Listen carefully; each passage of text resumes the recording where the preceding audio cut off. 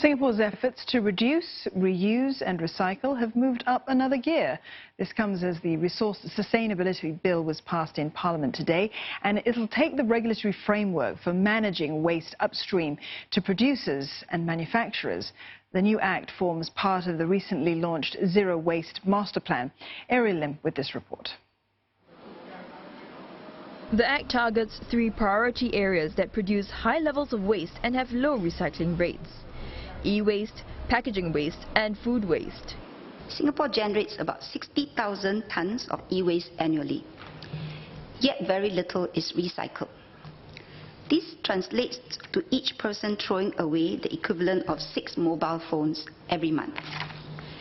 Such waste may contain heavy metals and other hazardous substances, and improper disposal may lead to the contamination of our environment and harm public health. By 2021, all producers of electrical and electronic equipment have to be registered, and the bigger players must pay for the collection and recycling of e-waste. Second, the government called for better management of plastic waste, which forms 1/3 of total domestic waste. Dr. Kaur said China's ban on plastic waste imports triggered a drop of local plastics recycling rates from 10% to 4% last year. From next year, companies with an annual turnover of above $10 million will have to report their packaging data and their plans to reduce, reuse and recycle. This will cover about 4,500 companies. She said the aim is to get them to focus on their packaging and encourage reduction, which will help them save costs. The authorities will eventually require companies to pay for collecting and recycling packaging waste by 2025. Third, food waste is a major waste stream with high generation tonnage and low recycling rates. In 2018, we generated 763,000 tons of food waste. Of this, only 17% was recycled.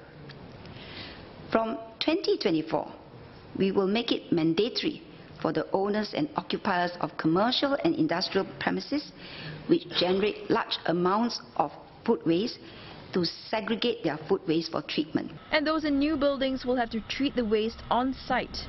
From 2021, building developers' plans must include on-site treatment.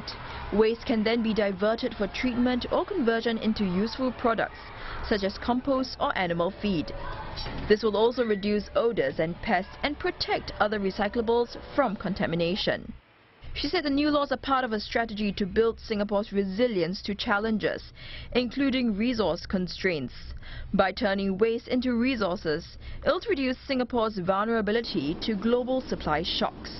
These new business models will open new economic opportunities and create good jobs for Singaporeans. Preliminary studies have estimated that if Singapore recovers and reuses materials from e-waste, we can reap a net benefit of $40 million. This includes indirect benefits, such as helping our companies export overseas and creating jobs. She added this will help create a sustainable Singapore and secure its future.